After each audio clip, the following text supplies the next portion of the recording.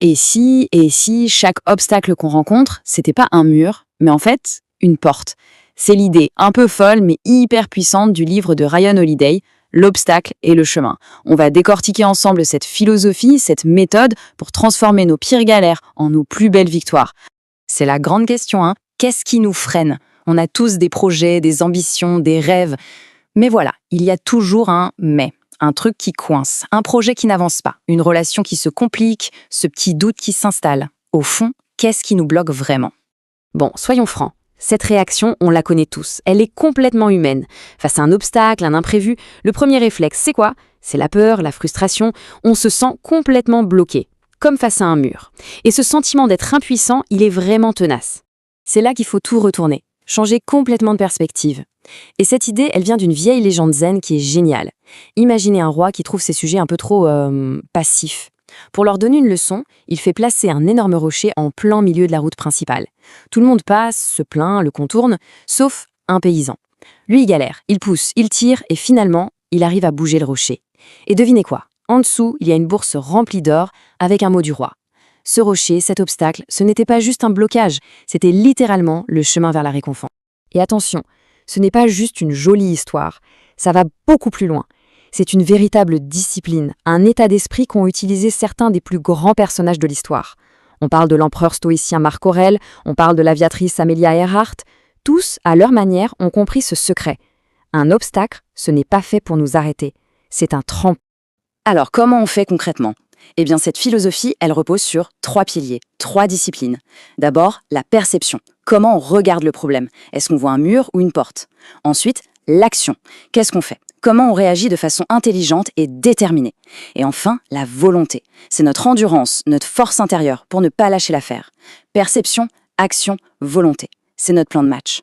Allez, on plonge dans la première discipline et c'est peut-être la plus importante de toutes, la perception. Parce que tout, absolument tout, commence là. L'idée, c'est de reprendre le contrôle, de voir les choses objectivement pour ce qu'elles sont, sans ajouter la couche de panique, de peur ou de désespoir par-dessus. Prenons un exemple concret, John D. Rockefeller.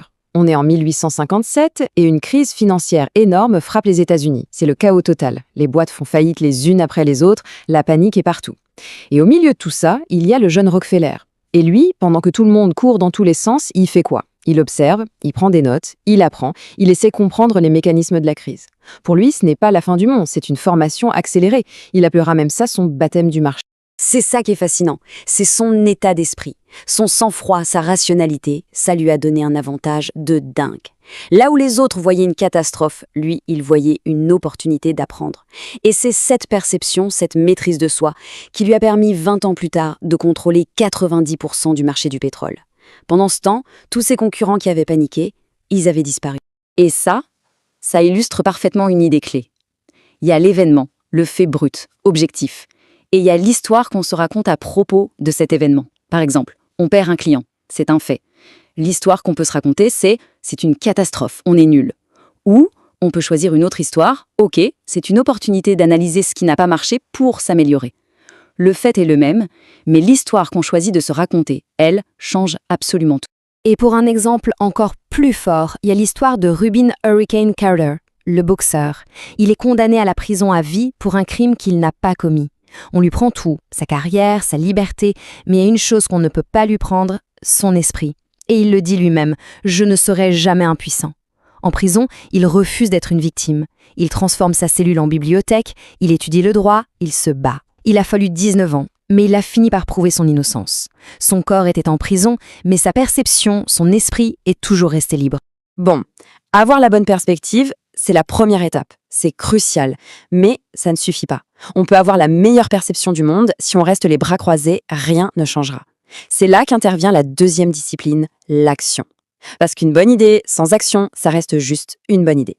Et pour parler d'action, l'histoire de Démosthène dans la Grèce antique, elle est juste incroyable. Franchement, regardez la liste de ses obstacles. Le gars partait de tellement loin. Il était faible, malade, il avait un bégaiement terrible, il est devenu orphelin super jeune et pour couronner le tout, on lui a piqué son héritage. Pour 99% des gens, l'histoire s'arrête là, c'est game over. Sauf que Démosthène n'était pas du genre à subir. Il a agi. Et pas qu'un peu. Regardez comment il a retourné chaque faiblesse pour en faire une force.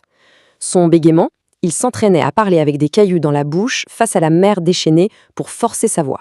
Son manque de culture? Il s'est enfermé des mois dans une cave pour étudier. Il n'a pas contourné ses problèmes, il leur est rentré dedans, avec une créativité et une détermination qui forcent le respect.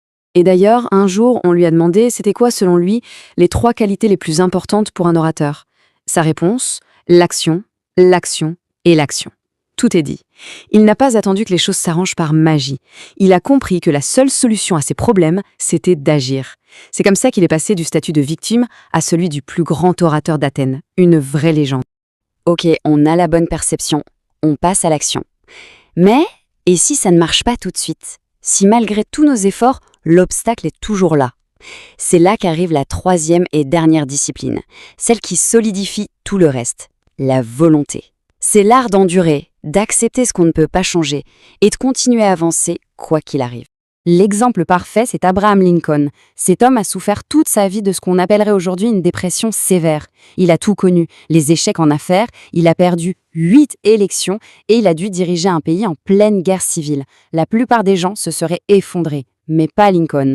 Il a développé une volonté de faire. Il n'a pas combattu sa mélancolie, non, il l'a acceptée et l'a transformée en une source d'empathie incroyable. Chaque défaite électorale n'était pas un échec, c'était une leçon.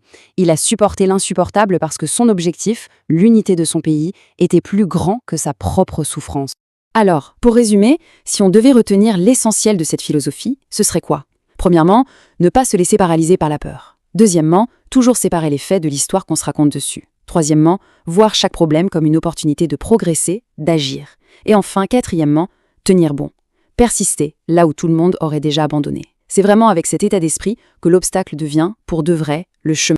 Au final, tout se résume à ça.